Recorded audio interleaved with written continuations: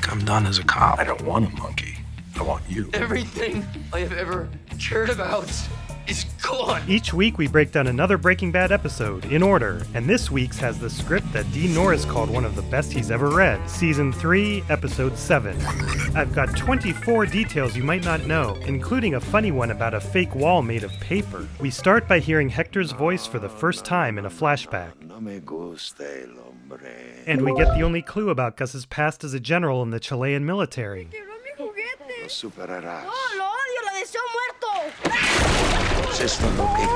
They only got about 4 seconds of the underwater shot because the water leaked, but they made it work. I like how they make us think that Hector was confined to a wheelchair until this reveal.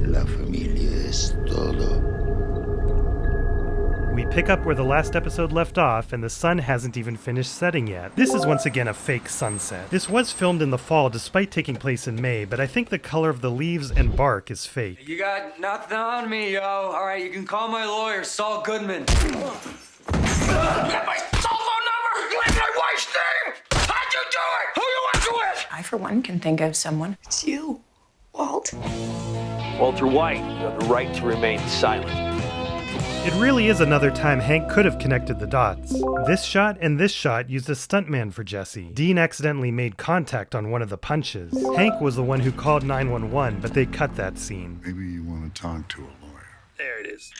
Yo, Adrian. Rocky called. He wants his face back. Remember that Rocky reference for later. That's your get-out-of-jail-free card. For fear of the PR poop storm that will rain down on them if this story ever gets out. The screen didn't rotate to the desired orientation until on the way down. The creators noticed this, but thought it fit Saul's character. Your scumbag brother-in-law is finished. I will own him. Every cent he earns, every cent his wife earns is mine until the day he sticks a gun up his mouth and pulls the trigger. Did I mention last week that the show would get darker? Once I walk out of here, I get myself a new RV and go start cooking again. They will catch you. So what? I have a get-out-of-jail-free card. Hey, I may have overstated the power of your face. Not this. They nab me. I make a deal to give up the great Heisenberg. You're my free pass. Bitch. If he didn't give up my name while Hank was beating him senseless, he's never going to talk. When, not if, he gets caught and he's facing 20 years, what'll he do then? Believe me, there's no honor among thieves, except for us, of course. Mr. Pinkman is pressing charges. He's given a detailed version of events. The word of a meth head. We're well aware, but toxicology on Pinkman. His blood is clean. He's not using. Kid is even refusing his doctor-ordered pain meds.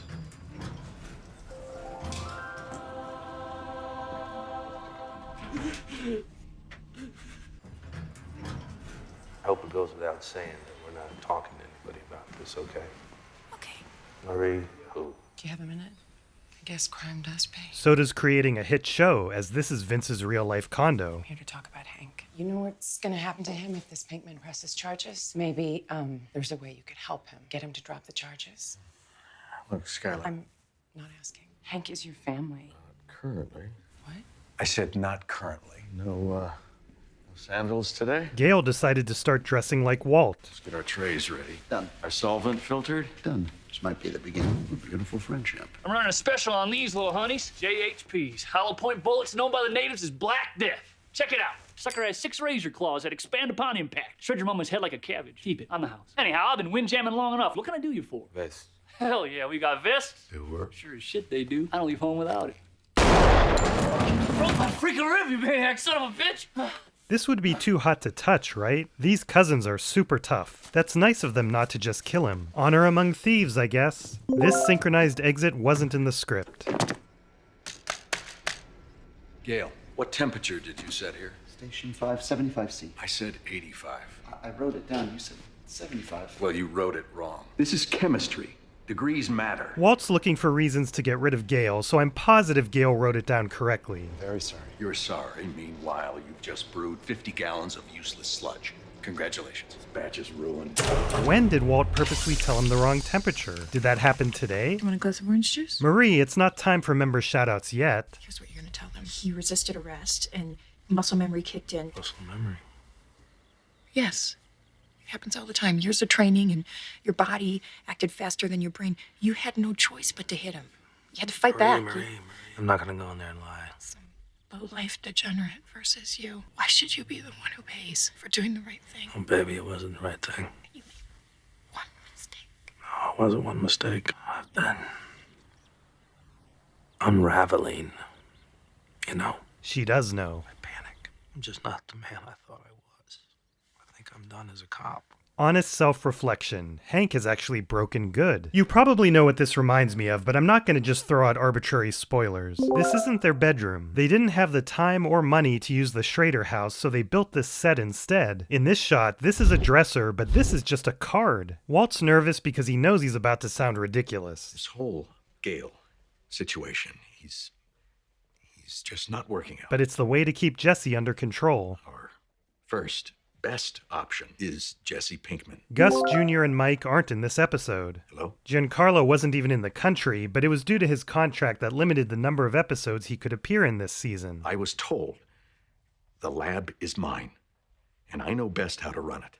Thank you. Speaking of Junior, this guy auditioned to be Walt Jr. I need a new lab assistant. Why don't you just go get yourself a monkey? I don't want a monkey. I want you. Not interested. A nice try, saving your asshat brother-in-law.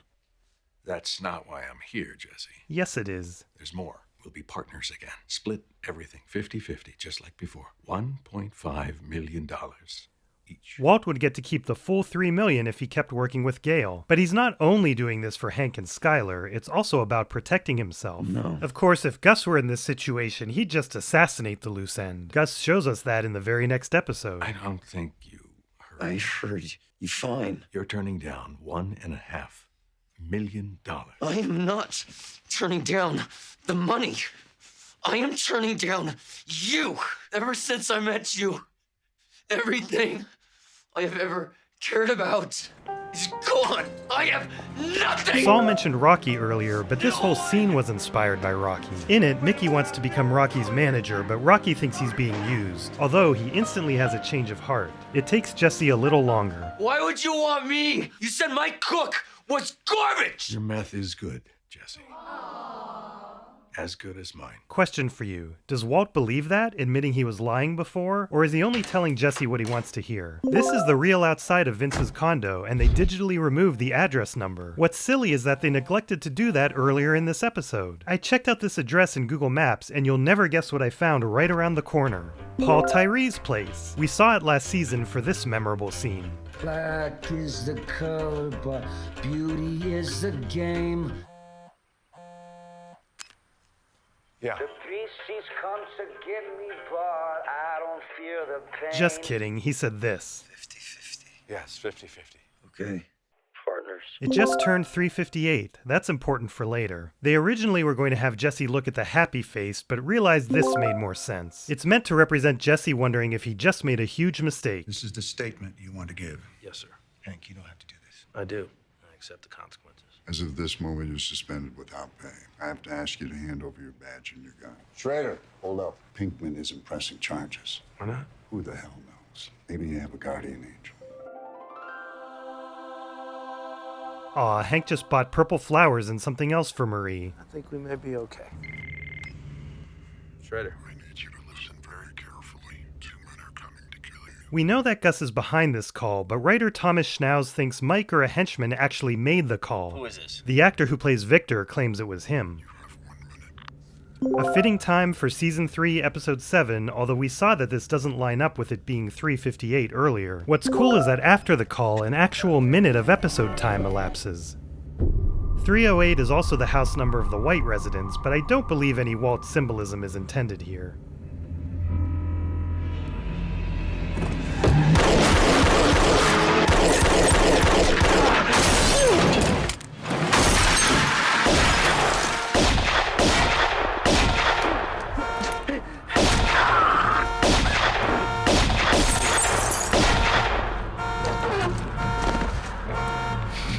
Terminalo.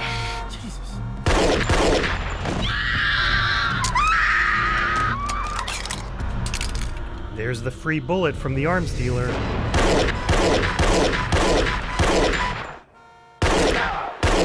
I know he's wearing the vest, but it's pretty amazing that 5 close-range shots didn't appear to affect Marco. Hank was using Lionel's gun, so 14 shots without reloading is unrealistic, as is Marco's 11 before reloading. It should have been 8 max. No, muy fácil. These close-ups of Hank were shot 2 months later.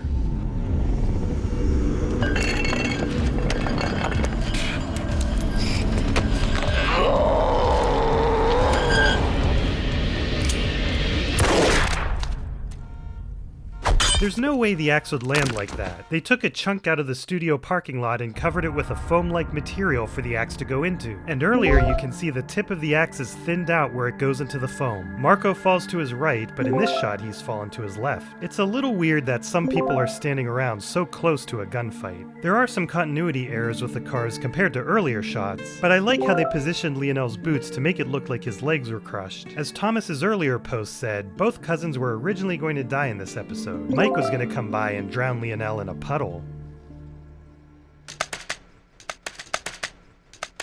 Hypertane is a 6-month member. Congratulations to Hypertane on getting your gold star. Gail, how many members did you set here? Here? 39? No. 58? 67.